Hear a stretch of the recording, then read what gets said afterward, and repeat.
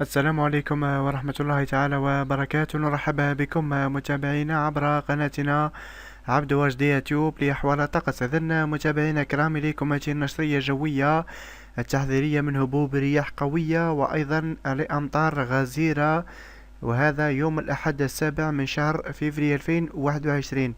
إذن نبدأ بالنشرية الخاصة بالرياح التي ستهب على المناطق الساحلية الغربية والوسطى والمناطق الغربية الداخلية والهضاب العليا إلى غاية مناطق شمال الصحراء والواحات، المناطق الجنوبية الشرقية وأيضا المناطق الشرقية الساحلية والداخلية.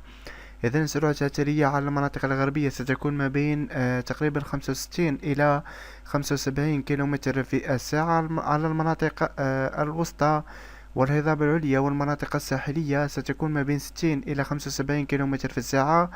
أما مناطق شمال الصحراء والواحات المناطق الجنوبية الشرقية ما بين 50 إلى 60 كيلومتر في الساعة. إذن قد تؤدي هذه الرياح إلى تطاير للرمال وزوابع رملية قوية، خاصة على المناطق الجنوبية الشرقية.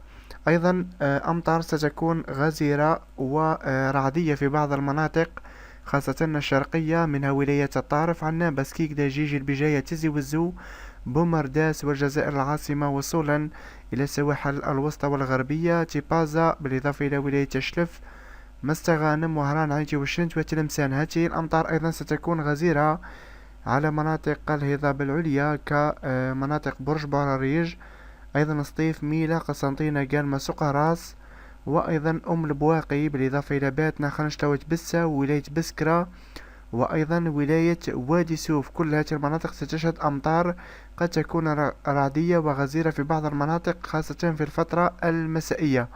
باقي المناطق ستشهد أمطار لكن بدرجة أقل، خاصة المناطق الغربية الداخلية وأيضا الوسطى وبعض المناطق الجنوبية الشرقية. إذا متابعينا الكرام، سنوافيكم بالجديد في قادم الساعات، والسلام عليكم ورحمة الله تعالى وبركاته.